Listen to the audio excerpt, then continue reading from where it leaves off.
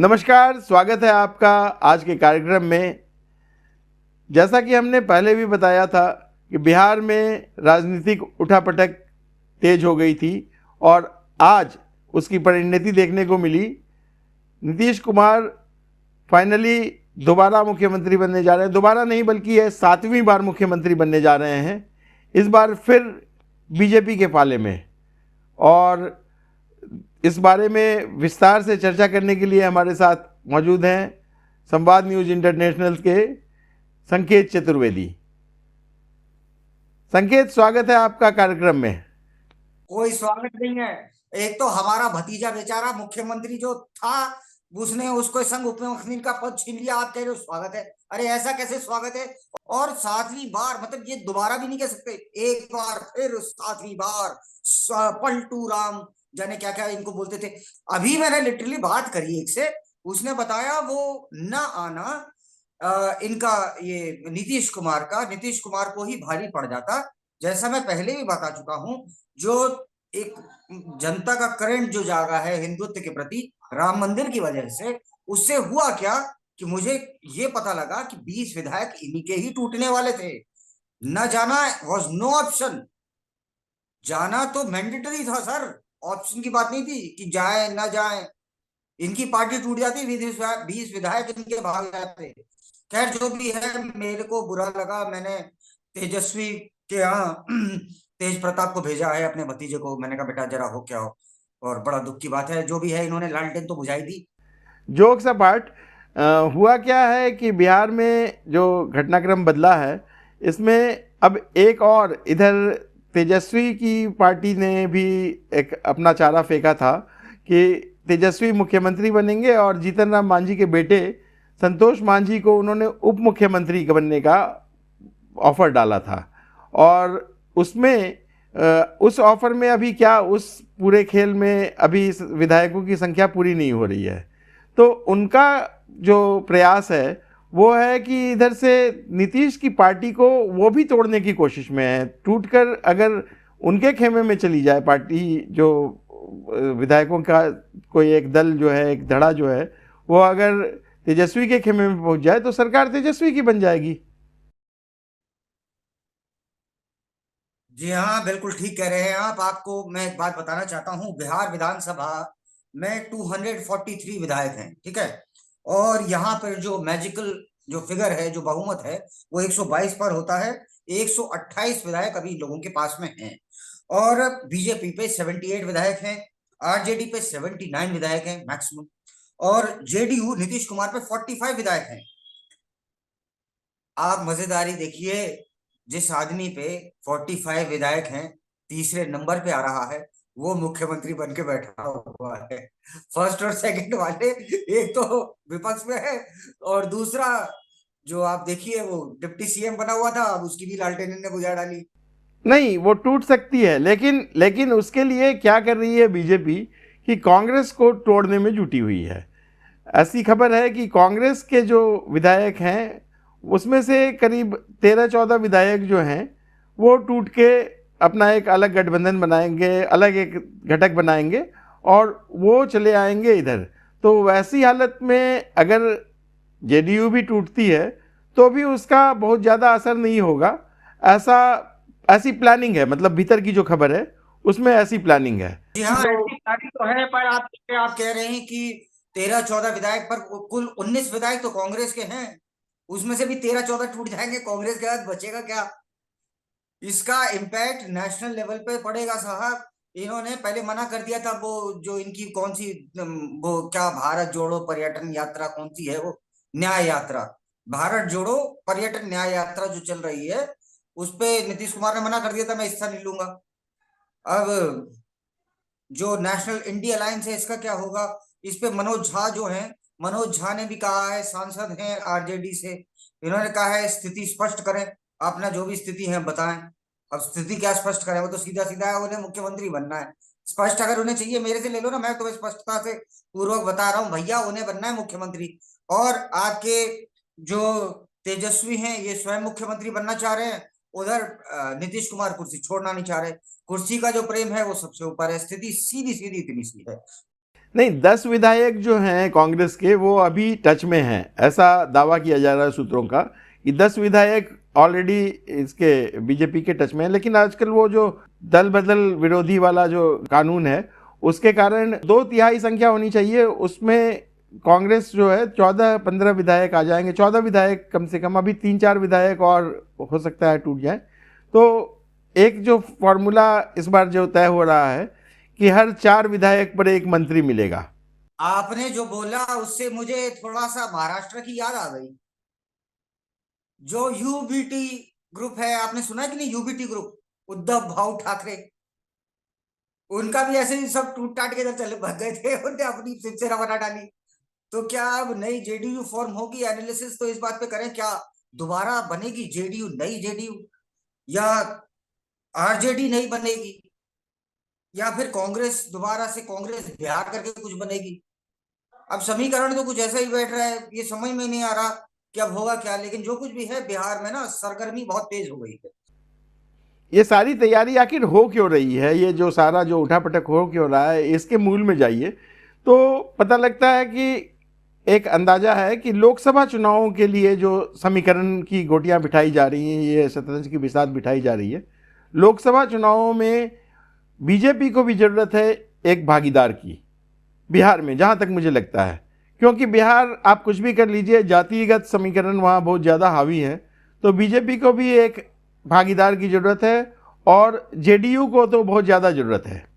आपको मैं बताऊं, जो आपने कहा, ये बात का जवाब मैं नहीं, चिराग पासवान आपको देंगे। चिराग पासवान आपकी बात का जवाब देंगे। चिराग पासवान कह रहे हैं जब सब कुछ ठीक चल रहा है और ऐसे खेल हमने पहले भी देख रखे हैं बिहार में, तो हमें कोई जरूरत नहीं है। Chirag Paswan doesn't want Nitish Kumar to come into any union, any ally of the BJP, कि वो किसी भी प्रकार से कोई अलायंस अपना बनाए बीजेपी के साथ में। और मुझे याद आया, आपने भी लोकसभा चुनाव का कहा, भैया ये तो प्रधानमंत्री बनने वाले थे। अब तक इनके जितने भी नेता थे कह रहे Nitish Kumar is the right choice baby. अब वो राइट चॉइस का क्या हुआ? ये बात अखिलेश जी ने भी कही है अभी कि अगर नीतीश कुमार इंडी गठबंधन में रहते तो उनको प्रधानमंत्री पद का उम्मीदवार बनाया जा सकता था। लेकिन अब अखिलेश जी अपना नहीं कह रहे हैं कि उन्हें क्या मिल रहा है इंडी गठबंधन में रहने से। मेरे ख्याल से राहुल जी के जो इकलौते अभी जो विश्वास पात्र बचे हैं इंडी गठबंधन में, वो बड़े इतिहास विश्वास पात्र, वो मेरे ख्याल से यही बचेंगे, अखिलेश यादव ही। हालांकि उनके पास भी सीटें नहीं है। वाह, वाह, बात कही है। आपकी बात पे एक बात अर्ज है। क्या बात कही है सर? ये बात है। अब आप बात सुनिए। अगर इनके एकमात्र साथी, विश्वास पात्र साथी अखिलेश यादव ही बचे हैं, तो अखिलेश यादव की ही बात याद आ गई। कांग्रेस को वोट मत देना, बहुत चालू पार्टी है कांग्रेस। याद आया कुछ? कांग्रेस को वोट मत देना, बहुत चालू पार्टी है कांग्रेस। तो भैया क्या करोगे ऐसी चालू पार्टी का, ये बताओ। नहीं, वो तो देखिए इंडी गठबंधन के हर एक दल के साथ यही है कि इससे पहले सब एक दूसरे के खिलाफ बयान दे चुके हैं। तो कोई भी दल ऐसा नहीं है जो कांग्रेस को बुरा भला न कहा हो, और कांग्रेस भी किसी दल को बुरा भला न कही हो, ऐसी कोई बात नहीं रही है पहले भी। तो ये तो इंडी गठबंधन का एक प्रकृति ही है उन लोगों की कि सब एक दूसरे को गाली दे रहे थे, अब सब एक दूसरे के साथ जुट गए हैं। तो ये तो कोई वो नहीं है। लेकिन अभी आज की सिचुएशन में लोकसभा चुनावों के पहले तक जो हाल रहा है, आज एक और घटनाक्रम हुआ है कि सिलीगुड़ी में भी न्याय यात्रा के साथ लगभग वैसा ही हुआ जैसा कि गुवाहाटी में हुआ था। सिलीगुड़ी में भी उनको भीतर घुसने नहीं दिया गया और उन्होंने आरोप लगाया कि ममता दीदी उनको घुसने नहीं दे रही हैं, ममता दीदी परेशान कर रही हैं। तो वहाँ भी जो बंगाल में भी उनका बहुत अच्छा स्वागत नहीं हो रहा है। तो वो वहाँ अभी भी उनकी, हालांकि वो गठबंधन अभी टूटा नहीं है उनसे, लेकिन वहाँ भी खींचतान जारी है। अब बिहार में आने पर नीतीश कुमार तो लगभग हट ही गए, लगभग क्या पूरी तरह हट गए। और अब लालू यादव से उनका कितना दोस्ताना रहेगा और उसका फ़ायदा कितना मिलेगा लोकसभा चुनावों पर, इसमें अभी देखने वाली बात है। देखिए, आप अगर लोकसभा चुनाव की बात कर रहे हैं, इंडी गठबंधन इररिलेवेंट है। आप उस चीज की बात कर रहे हैं जो रेलिवेंट ही नहीं है। अगर रेलिवेंट कुछ है तो इंडी गठबंधन में सिर्फ साउथ इंडिया की पार्टीज हैं जो थोड़ा बहुत रेलिवेंस रखेंगी, और वो भी केरल फेरल से। अगर कुछ इंडी गठबंधन में कुछ भी रेलिवेंट होता तो ये राहुल गांधी जी, मिस्टर राहुल जो क्या नाम है इनका, राहुल दविंची। तो मिस्टर राहुल दविंची भाग नहीं जाते वायनाड। वायनाड क्यों भाग गए थे? इन्हें पता था कि ये इररिलेवेंट हैं चुनावों में, और ये खैर जो कुछ भी है उनके स्वास्थ्य के लिए अच्छा होगा। अब उन्हें बताओ, पहले तो कह रहे थे, इन्होंने पहले कहा था ना कि वो बहुत इन्हें परेशान कर रहे हैं हेमंत बिश्व शर्मा। अब ये भी बोले ममता बनर्जी परेशान कर रही हैं। अब ममता बनर्जी भी परेशान कर, एक्चुअली अपनी स्पेस, अपना पॉलिटिकल स्पेस जो एक आदमी का होता है, वो पॉलिटिकल पार्टी कभी भी आपको नहीं देना चाहेगी। ममता बनर्जी अपना स्पेस क्यों देगी इन्हें? और यही उत्तर प्रदेश में भी होगा। लेकिन ये जो वफादार साथी बचे थे अखिलेश, उन्होंने भी आज कांग्रेस पर ब्लेम लगाया कि कांग्रेस ही इंडी गठबंधन के टूटने की वजह बन रही है। खैर, अभी हम लोग बिहार पर चर्चा कर रहे थे, तो बिहार में आपको क्या लगता है कि क्या भविष्य रहेगा? ये 40 सीटों में क्या, कैसे समीकरण बैठेगा और क्या होगा? तो आपका प्रश्न गलत है, ये मत पूछिए कि भविष्य में क्या होगा। अब आप प्रश्न ये करिए कि रायता फैलेगा तो फैलेगा कैसे और कितना फैलेगा। फैल तो चुका ही है, अब और रायता कितना फैलेगा? रायता ऐसा पता नहीं भैया कितना फैलेगा, लेकिन मैं इतनी सी बात जरूर जानता हूं कि Nitish Kumar is a dangerous liability. Don't keep him. अगर विधायक टूट रहे हैं उनके, तो विधायकों को तो लिया जा सकता है, नीतीश कुमार को लेना is a dangerous liability. Do not keep him with yours. अभी कम से कम लोकसभा चुनाव तक तो मुझे नहीं लगता है कि इस सलाह पर कोई बीजेपी, मतलब इस सलाह पर चलेगी। अभी तो बीजेपी लोकसभा चुनावों को नज़र में रखे हुए है और उसमें ये गठबंधन चुनाव लड़ेगा। हाँ, ये सीटों के बारे में हो सकता है कि ये जो बंटवारा है सीटों का, वो बिल्कुल इस तरह से नहीं हो जैसा नीतीश जी चाहते हो, या जैसा ये नए अगर कोई पार्टी शामिल होती है, कांग्रेस टूट कर अगर शामिल होती है तो उसको कुछ सीट मिलेगी, या ऐसा पहले वाले जो गठबंधन का जो हाल था वैसा होगा। तो सीटों पर हो सकता है कि उस तरह से सहमति न बने, लेकिन गठबंधन तो अब बन गया इनका, जो बीजेपी और जेडीयू का अभी फिलहाल। गठबंधन बन गया, अगर गठबंधन बन भी गया तो क्या नीतीश कुमार जो 45 विधायक हैं जिन पे, उनको बीजेपी, जिन पे 78 विधायक हैं, तो बीजेपी के जो नेता हैं वो पसंद करेंगे कि ये मुख्यमंत्री बने। और अगर बन रहे हैं तो कहीं ना कहीं कार्यकर्ता में, बीजेपी के नेता में असंतोष का जो भाव है वो तो नहीं बढ़ेगा।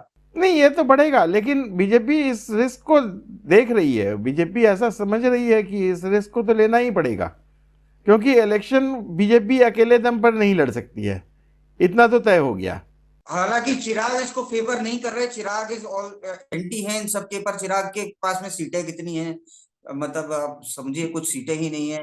अब एक एक दो दो सीटें तो वहां पे सीपीआई, सीपीएम, एआईएमआईएम इनकी भी हैं वहां पर विधानसभा में। परंतु ये मतलब बताओ आप, एक एक सीट वाला ये कोई रेलेवेंस रखता नहीं है। तो चिराग पासवान के फादर जो इम्पोर्टेंट थे, उतने चिराग पासवान स्वयं भी इम्पोर्टेंट होंगे ऐसा तो नहीं लगता, और वो कुछ मैटर करते हैं ये भी नहीं लगता। आज तो 4 सीट वाले की भी वैल्यू हो गई है। उसे उप मुख्यमंत्री का ऑफर मिला है लालू की तरफ से। हालांकि हमने, जीतन राम मांझी ने कहा है कि वो अभी एनडीए नहीं छोड़ने वाले। मतलब उन्हें लग रहा है कि लालू जो है वो बहुत रिलायबल, वो नहीं है, पार्टनर नहीं होंगे या उस गठ उनके साथ, अब उनकी जो भी सोच हो, लेकिन उन्होंने फाइनली क्लियर कर दिया है कि अभी वो एनडीए छोड़ने वाले नहीं है। हाँ बिल्कुल, मतलब आप देखिए जो सियासी भूचाल नीतीश कुमार लेकर के आए हैं, उनमें चिराग पासवान जेपी नड्डा वगैरह से मिलने के लिए जा रहे हैं। हालांकि वो पहले कहीं और जा रहे थे, उस जगह को कहते हैं कपूरी धाम। कपूरी धाम जा रहे थे चिराग पासवान। उनने कहा भैया कपूरी धाम बाद में हो आएंगे, पहले जेपी नड्डा से मिलके आ रहे हैं हम। तो जो सियासी भूचाल वहां पे आदरणीय मुख्यमंत्री, 7वीं बार के मुख्यमंत्री जो कर रहे हैं, वो काफी बड़ा भूकंप है वहां पर। रिक्टर स्केल पे यूजली आपने सुना होगा कि जो पैमाना था भूकंप का वो 7.2 था। तो ये भी 7.2 का ही भूकंप लेकर के आए हैं। 7वीं बार मुख्यमंत्री का 7.2 का भूकंप। तो देखिए अब ऊंट किस करवट बैठता है। अब अगले कार्यक्रम में हम नहीं, लोग फिर। देखिए देखिए आप गलत बोल रहे हैं। तो अब देखिए आगे चल करके देखते हैं रायता किस कदर फैलता है, कहां कहां फैलता है, लोकसभा चुनाव तक फैलता है कि नहीं फैलता। हम इंतजार करेंगे रायते के रुख का और आपसे आगे मिलेंगे, भविष्य में मिलेंगे, मिलते रहेंगे ताजा तरीन खबरों के साथ, एनालिसिस के साथ, धीरज की बात पर। तो चलिए संकेत, आप नज़र बनाए रखें, हम लोग इस मुद्दे पर और भी चर्चा करते रहेंगे। अभी इस कार्यक्रम में इतना ही। जय भारत, जय श्री राम।